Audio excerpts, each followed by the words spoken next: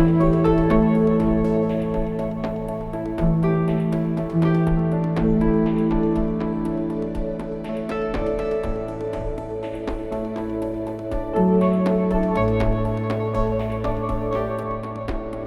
we're here at Pelican Ranch Winery, and our focus is Burgundy and Rhone style wines. I wanted to make really distinctive wines, wines that I say have soul. Chardonnay is what I really love. Currently we make Chardonnay from 4 different vineyards. The acid is firm. It takes longer for them to come around, and that's one of the things that people don't realize about a Santa Cruz Mountain Chardonnay. It's incredibly food friendly. The ageability is much expanded. These small vineyards, I guess it's kind of my theory that some of the aromas from the surrounding plant life can end up in that wax cuticle on the grape and end up in the wines.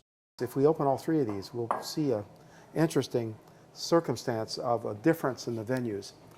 The Corralitos area is that area in sort of low rolling hills, fog enshrouded. There's also no buttery character to this. You don't want to have that, from my perspective, from a Santa Cruz Mountain Chardonnay. Now, the other thing, that this wine is totally dry, but yet the finish is very soft. What I'm doing is I'm barrel fermenting in new French oak, but the oak is just there. It's just an undercurrent. Where I can describe 99.9% of what's in all wines. What we're fighting for is that 0.1% difference in terms of what's there. They've kind of gone back to the old ways, but the problem is we don't know really what happened in 1900. So you've got Prohibition, then you have nothing but port and sherry, which means you learn nothing about microbiology for 25 years. They figured it out in the 1800s, but the interruption of Prohibition took a generation away from us, and so everybody forgot. The sense that everybody had is you got to have it right in the vineyard. And once you have it right in the vineyard, maybe you don't want to mess around too much after that. I think part of the success of our Chardonnays and Pinots is I'm doing nothing. Once the fruit gets in the barrel, it never gets racked. It sits in that same barrel.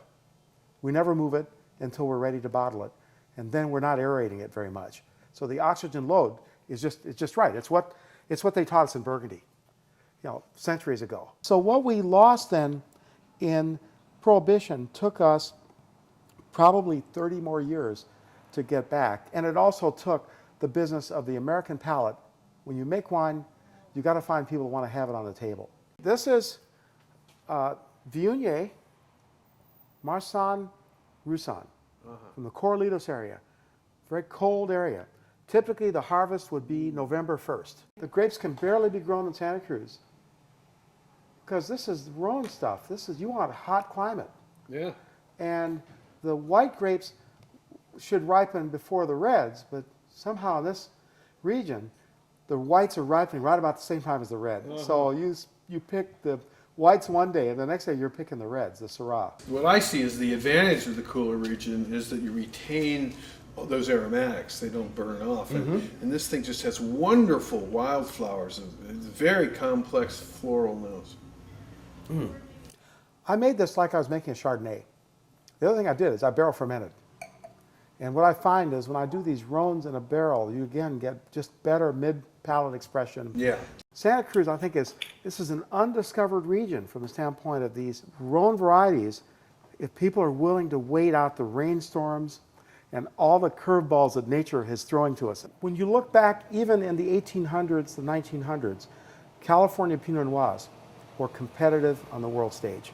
More than 100 years, we've discovered that Pinot does really well in our appellation. And Chardonnay, of course, is in close company. Pinot Noir has the ability to undergo incredible mutation. And Pinot Noir has been one of the grapes that goes back before recorded history, that people have known about Pinot for ages. And Pinot's done a lot of things over the years. All right, so now we've probably got about 20 different clones that we have access to in terms of Pinot. We make 6 different Pinot Noirs. We want to capture the terroir of these different areas. Not only getting a sense of the sub-regional differences here in the Santa Cruz Mountains, but we want to look beyond that. So we reach way down to the Santa Rita Hills, down by Lompoc. And we've been getting fruit there since 2004. And then we have the Santa Lucia Highlands.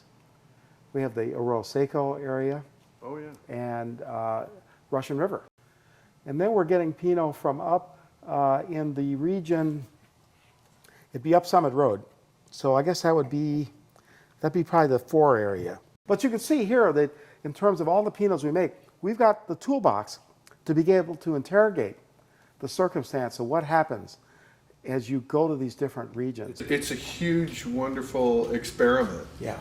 You know, in influence of clone, influence of soil, and the grapes just seem so responsive in this region, less to varietal and more to these other influences. Ken Bernap and David Bruce, I think, are the fathers of Santa Cruz Mountain Pinot. And let me just read this. Pinot Noir is the only red grape variety that is totally honest, totally clean, no gimmicks, no little fancy hints and fringes that never come through. Pinot Noir is strong, hard-hitting, clean red wine that keeps your taste buds alive and perking through dinner. Those of us that enjoyed Pinot at Thanksgiving dinner know this. This is the goal we have here in the Santa Cruz Mountain appellation, for people to really get a sense as to how unique our Pinots are. My goal as winemaker is not to stand in the way. In fact, I tell people I'm a wine shepherd. Essentially, I'm going and just steering these things into the bottle.